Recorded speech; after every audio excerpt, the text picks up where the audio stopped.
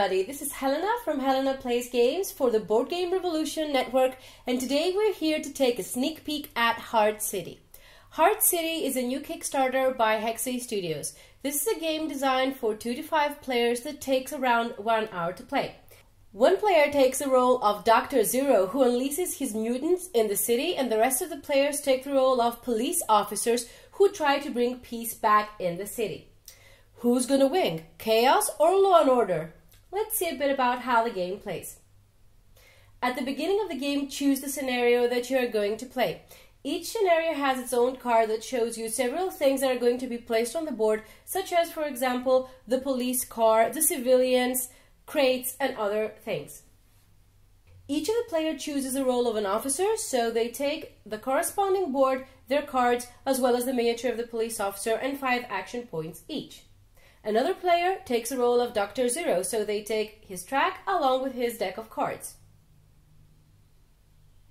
As we said, the game is scenario based, so it's going to have some different elements in it, but the base structure of a round is as follows. First goes one officer. So the officers spend action points in order to take several actions such as move, shoot, rescue a civilian, flip crates, and others. Dr. Zero then takes his turn. Dr. Zero's turn is based on the cards that he has in his hand. So he has to play one immediate card and then he plays another card which allows him to take several actions depicted at the bottom of the card.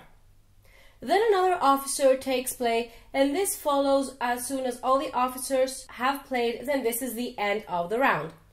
So more or less this is how Horde City plays. This is the base structure, and of course I cannot go into much depth and detail because the game is scenario based. This is to me a very good thing because it means that every game is going to be different and you're going to have a different feeling. However, the game overall gives you very much the feeling of a police TV drama. So if you like to play with cutscenes and episodes and you like to play the role of a police officer who does things and rescues people, then this is definitely the game for you.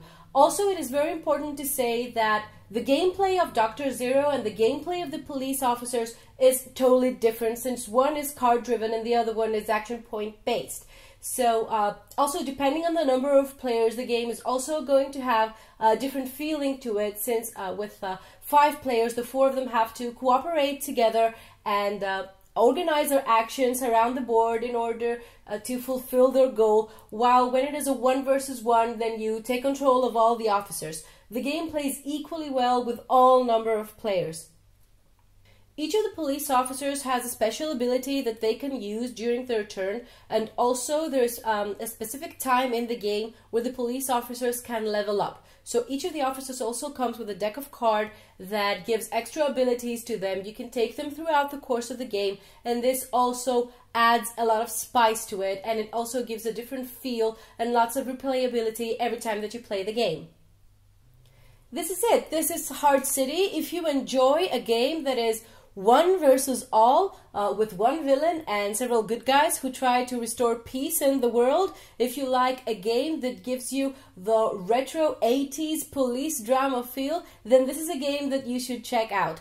All the components that you have seen in this preview are work in progress. However, I need to admit that the standard of the prototype is very good. The minis have lots of detail and the artwork is very 80s like and very nice for me.